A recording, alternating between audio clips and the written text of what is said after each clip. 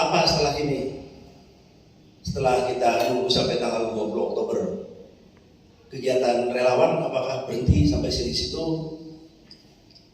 Tentunya tidak. Saya pernah sampaikan ini waktu 2 kali. Pertama waktu kita di BRP, saya juga sampaikan. Terus yang ditambah lagi 2 hari kemudian kita mengadakan tasyakuran di Ancol. Saya sampaikan bahwa kita tidak berhenti di situ. Kita harus mengawal. Nah, mengawal ini tentunya juga dengan kritik, Pak, dengan kritis. Bukan ngawal, ikuti terus ya apa katanya, terus gak sesuai dengan koridor yang sudah dibuat, dan kita diam saja. Tidak, beliau tidak ingin seperti itu. Relawan kita harus lebih energik dan lebih kritis maksudnya di sini. Lebih kritis, tidak lagi apa ya, pokoknya ikut gitu lah. Ya, tidak lagi seperti itu. Dan ini sudah mulai kami buat di BRP dengan Pak Sekjen, dengan Ketua Harian, terus dengan staf kami, bahwa sampai target kami sampai dengan bulan Juni ini adalah pendataan. Jadi tiap hari itu ngetik terus itu Pak di kantor. Pendataan personel ini sampai dengan kecamatan. Alhamdulillah kita sudah beberapa tempat kita kunjungi, kita kelilingi, dan kita lihat bahwa di sana sudah ada memang organ-organ yang sampai kecamatan. Untuk apa? Kita persiapkan memang sambil melihat beberapa tempat yang terutama karena Bu Evi ini banyak di beliaunya tuh halal, produk halal. Jadi setiap tempat itu kami mesti melihat ada nggak cateringnya di sana. Jauh nggak dari anak-anak sekolah, tempat sekolah itu catering ini.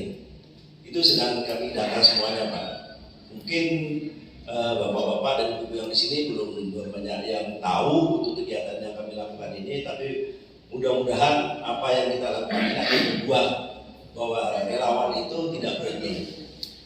Memang sekarang ini sudah dibuat oleh para tim pakar yang untuk makan siang gratis dan minum susu. Jadi itu adalah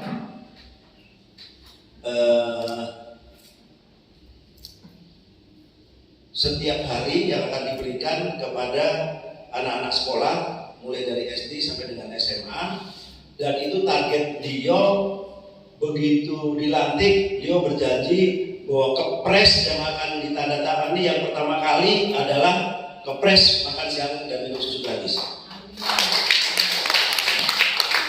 Cuman ada juga Pak, satu tugas yang dititip sama Pak Heri itu belum selesai Pak. Nggak tahu kapan selesainya. Jadi beliau ini akan mungkin dengan Pak Roman mungkin nanti ya dibuat itu susun untuk lingkungan, jadi badan lingkungan. Belum bikinnya namanya badan pekerja lingkungan hidup, makanya nggak ada cocoknya Pak ya dengan kerja. Pengendalian kerja. Nah mungkin kerjanya nanti dicoba dipikirkan lagi biar nanti bisa kita sampaikan dalam bentuk yang lengkap Pak, dalam bentuk lengkap.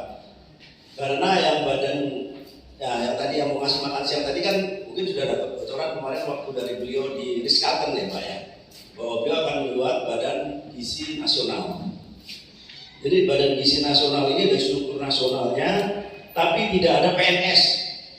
Ini perlu disampaikan karena kalau dengan PNS nanti akan pekerjaan itu katanya banyak yang dileleh-leleh apa? Leleh-leleh itu saya enak-enaknya Bapak orang-orang ya. Birokrasinya. Ya. Nah nantinya mungkin akan dibuat badan PNS itu partai birokrat. P3 namanya, sama dengan PNS tapi dia hanya kontrak Pak. Setiap tahun diperbarui sehingga mereka akan memperbaiki kinerjanya. Dan ini akan disusun nanti mulai dari dapur. Dapur itu satu dapur maksimal masak itu 3.000 orang, 2.000 sampai 3.000 itu satu dapur. Jadi kalau patokannya kemarin itu seperti dengan TPS Pak. Satu TPS itu kan 200 sampai 300 orang, minimal 200, maksimal 300. Nah, kalau dapur ini minimal 2.000, maksimal 3.000 siswa. Jadi berapa itu nanti dibikin seperti klaster, dan itu nanti ada sebutannya semacam manajer, itu anak S1.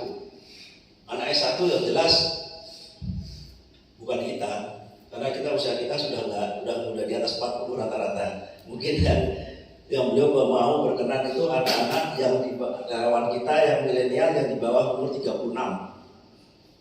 Di bawah umur 36. Ini kami sudah menginventarisir. Kebetulan kalau yang di Banten ini kita sudah dapat strukturnya. Nah, mungkin yang lain nanti daerah lain ini saya minta bantuan juga dari Pak Sekjen, karena Pak Sekjen yang punya ininya Pak, jaringnya. Yang punya jaringnya itu sampai dari Prabowo Center 08 ini kan yang punya jaringnya Pak Sekjen. Nah, nanti mungkin itu bisa sebagai masukan untuk pada kita Pak. Pak Sekjen juga kemarin sudah mulai rencana apa yang disampaikan oleh Pak Opung tadi tentang gerakan solidaritas nasional. Tapi saya bilang mungkin tunggu dulu. Tugas kita ini BRP ini berdiri bukan atas mau saya, bukan atas mau Pak Musa Bangun juga, bukan mau dari kelompoknya yang saya partai mana, tidak Pak. Jadi ini perintah beliau langsung yang mungkin Pak Abed selalu ingat. Relawan apa bisik-bisik gitu kan? Relawan apa bisik-bisik? Karena memang perintah beliau itu bisik-bisik Pak. Coba bikin relawan yang beda dengan yang lain.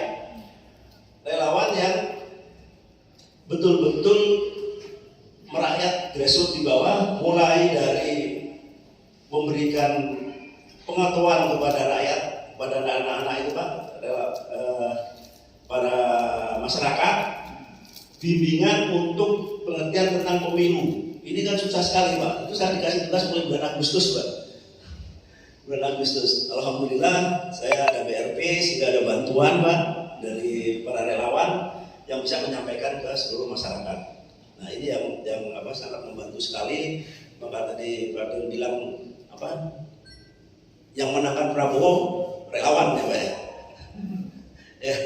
Yang menangkan Prabowo relawan, betul Pak, karena memang yang dihitung suaranya. Tapi yang menyebabkan mereka memilih Prabowo adalah relawan tadi Pak. Yang berjalan mereka dari rumah ke rumah, dan saya pastikan kalau yang di Banten Pak tidak ada yang disebut di masalah DMK. Ada ngasih uang, ada ngasih sembako, nggak ada Pak. Tidak ada Pak. Pak Prabowo tahu sendiri itu mungkin Pak tulang ini. Pak Freddy. Jadi tahu sendiri tidak ada Pak itu Pak. Memang ada sumbangan, tapi itu sumbangan ya. Kita dapat sumbangan ya Pak waktu itu ya, sumbangan tapi bukan dari beliau tapi Pak. Itu sumbangan memang orang-orang kaya yang di Banten itu mereka pada mengumpulkan, pada bagi-bagi.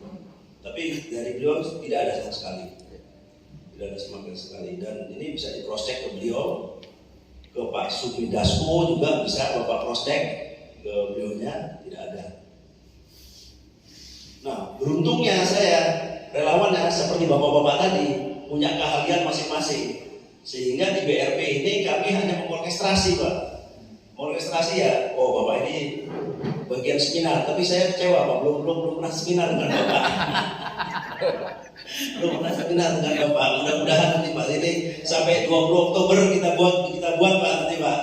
Ya, kita buat supaya ada gaungnya lah dari bapak nanti. Kemudian juga dari Pak Prabowo yang selalu gerak Pak, beliau gerak secara fisik. Kalau Pak Freddy itu gerak secara fisik dari Lampung. Pak saya kemana? Ke Lampung ya, silakan ke Lampung. Saya tanya uangnya dari mana Pak? Wah ada uangnya. Padahal saya cuma bisanya kasih makan aja kalau di rumah sama ikan asin di rumah. Wah mudah-mudahan lah apa yang kita perjuangkan kemarin itu Pak akan membawa kenangan yang terbaik buat kita dan juga terbaik buat Pak Prabowo, serta kita bisa mengawal nanti untuk 5 tahun ke depan semua program-program beliau dapat dilaksanakan dengan baik dan tepat sesuai koridornya. Memang kalau sesuai lurus ya mungkin agak sulit karena ini negara yang diurus kan Pak. Jadi kita bikin koridor saja. Koridor selama tidak melanggar koridor hukum, tidak melanggar norma-norma adat setempat, ya itu kita awasi dan kita kawal program beliau untuk tercapai dengan maksimal. Itu yang mungkin bisa saya sampaikan kepada bapak-bapak. Sebenarnya beliau tuh hanya menyampaikan, coba setiap kamu ngomong, sampaikan apa yang tertulis di buku Menuju Indonesia Emas 2045 yang paling belakang, coba ada Satyagraha. Jadi jangan lupa sampaikan kepada relawan-relawan kamu ada Satyagraha. Satyagraha itu kita berkumpul mulai dari 2 orang, 3 orang, 5 orang, 10 orang, laksanakan kegiatan sesuai dengan kemampuanmu. Nanti akan saya beri perintah lebih lanjut setelah akan melaksanakan tugas. Nah, ini kan kalau saya telah Pak dari kata-kata itu, sekarang ini kita mulai mengumpulkan kelompok-kelompok relawan, dan beliau sudah sampaikan juga waktu di Selatan, beliau tidak akan melupakan relawan. Tapi kan bukan berarti tidak melupakan itu, kamu tak lupakan, saya kamu harus aktif, kan tidak demikian. Nah, ini harus aktif juga kita untuk menawarkan diri. Aktif menawarkan diri ini yang memang kadang-kadang dari relawan ini kalau tidak dikoordinir, ini menjadi di luar koridor lagi, Pak. Di luar koridor. Nah, ini yang mungkin akan kami buat di PRP, walaupun sudah selesai election, tapi kita masih tetap di dalam satu naungan PRP, dan banyak sahabat-sahabat juga tetap memperjuangkan bahwa PRP tetap berjalan, walaupun nanti akan dicatatkan. Yang kemarin memang kita agak bandel, Pak.